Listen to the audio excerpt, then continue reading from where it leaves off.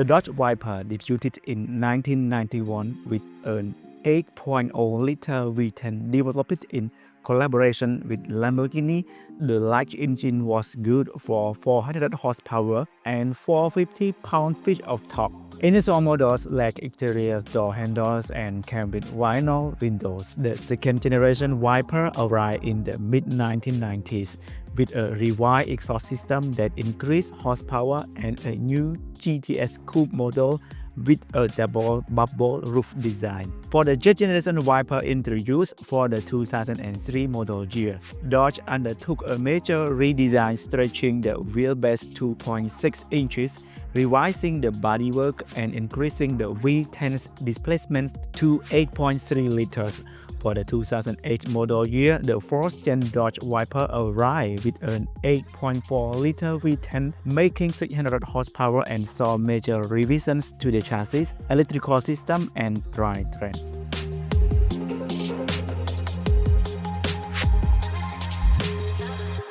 Why the Dodge Viper exists?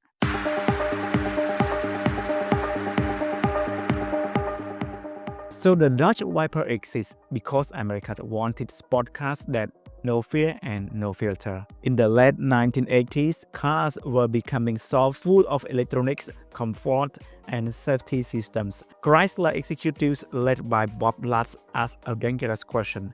What if we build a modern Shelby Cobra? The answer was the Viper. Instead of chasing refinement like Ferrari or Porsche, Dodge went full muscle. They took a massive 8.0-liter V10, refined it with help from Lamborghini, and dropped it into a lightweight roadster with a manual gearbox. No traction control, no ABS, no excuses. Early Vipers didn't even have proper door handles or windows. This wasn't a car designed to perfect you. It was designed to test you. The Viper became Dodge's halo car, built to prove that American engineering could stand toe-to-toe with Europe. Not through luxury, but through torque, aggression, and raw driving experience. The Dodge Viper exists because some cars are meant to be easy. They're meant to be respected, and that's what makes Viper the legendary.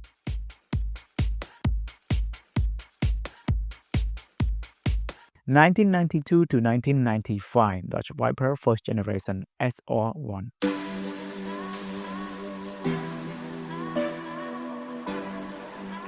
So the first generation of Dodge Viper was created with one goal in mind: pure, unapologetic performance. When it debuted in 1991, Dodge didn't care about comfort, convenience, or even common sense. There were no exterior door handles, no air conditioning, and no proper windows. Instead, owners got a canvas roof and vinyl side curtains with zippers, making the Viper feel more like a street-legal race car than a normal production vehicle. At the heart of the SR1 Viper was its most famous feature, an 8.0-liter V10 engine, developed with help from Lamborghini, which was owned by Chrysler at the time.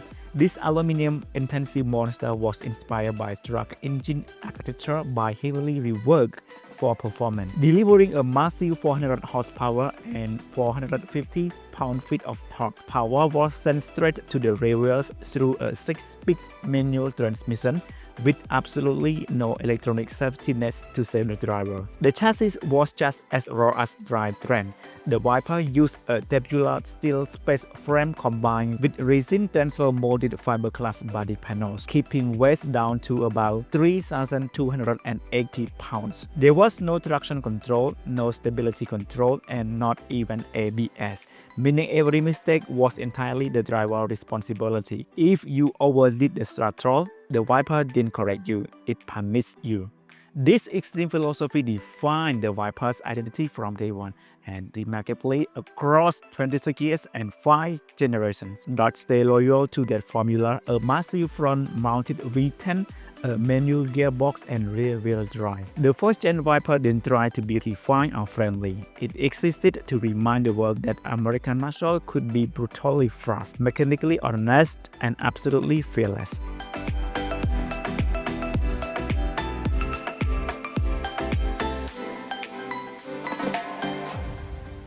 1996 to 2002 Dodge Viper second generation SR2.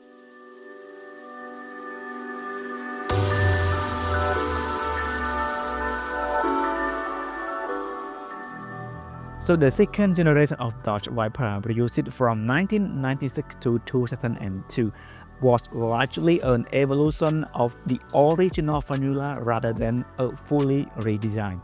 Dodge knew they already had something wild, so instead of softening the car, they focused on refining its performance while keeping the Viper's raw personality intact.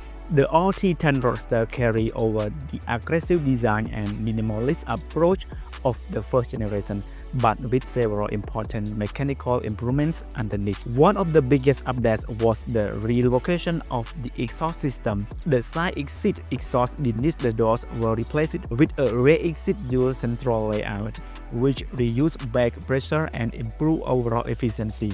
This change alone helped increase output from the familiar 8.0-liter V10 to 415 horsepower, while torque remained massive and instantly available. Power was still sent exclusively to the rear wheels through a 6-speed manual transmission, and electronic driver aids were still basically non-existent. Back then, the real headline of the second generation, however, was the introduction of the Dodge Viper GTS Coupe in 1996. Instantly recognizable by its iconic double bubble roof, the GTS wasn't just a roofed version of the Roadster.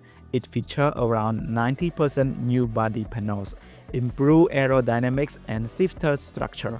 Under the hood, the V10 was further developed to produce up to 450 horsepower, making the GTS one of the fastest production cars in the world at the time.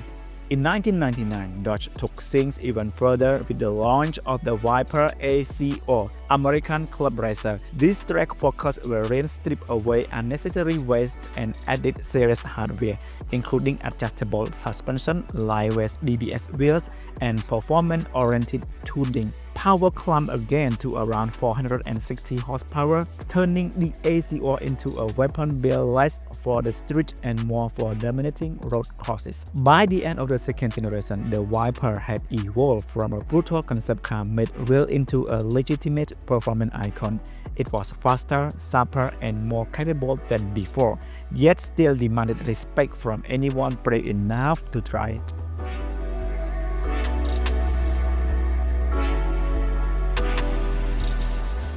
2003 to 2006 Dodge Viper third generation ZB1.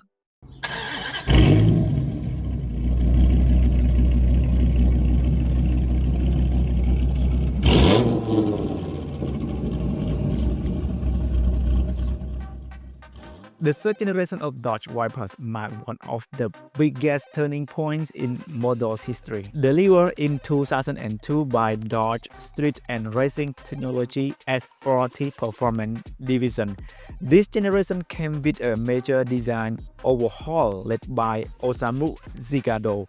While the Viper's long hood, short deck proportions remained instantly recognizable, almost every surface was redesigned to be more modern, more aerodynamic, and more aggressive. The new Viper set on a wheelbase stretched by 2.6 inches, improving stability and handling.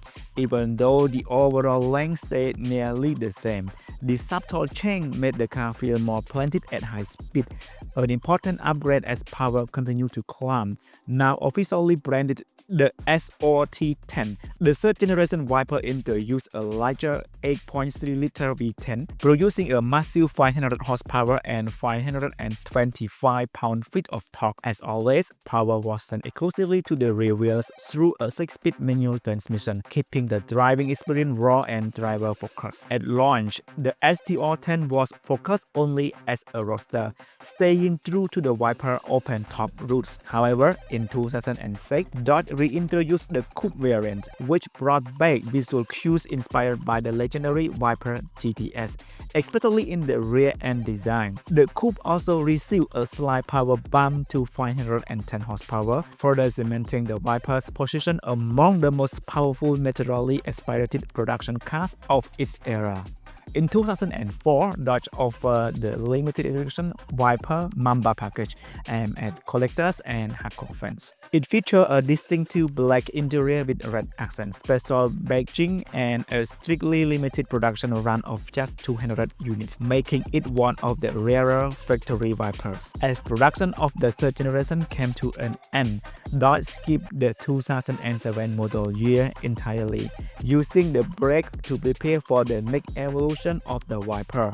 By this point, the Viper had transformed from a brutal concept-turned production car into a refined but still ferocious supercar killer, without ever losing its signature attitude.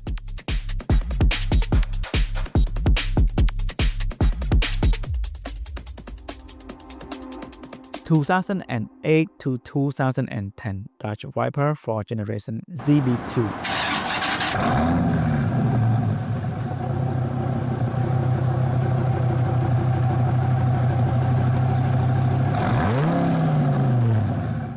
So the fourth generation of Dodge Vipers was little change from the prior series on the outside, aside from a ventilated hood. However, the V10 engine's displacement was increased to 8.4 liters and featured higher flow heads, larger valves, variable valve timing, and dual electrically controlled throttle bodies.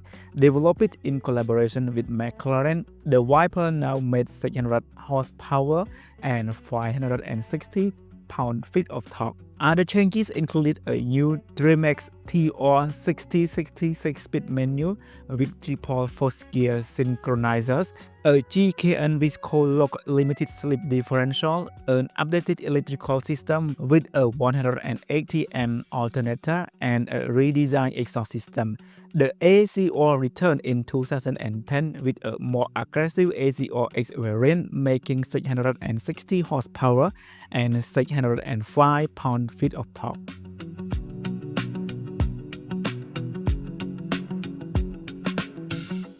2013 to 2017 Dodge Viper 5th generation VX.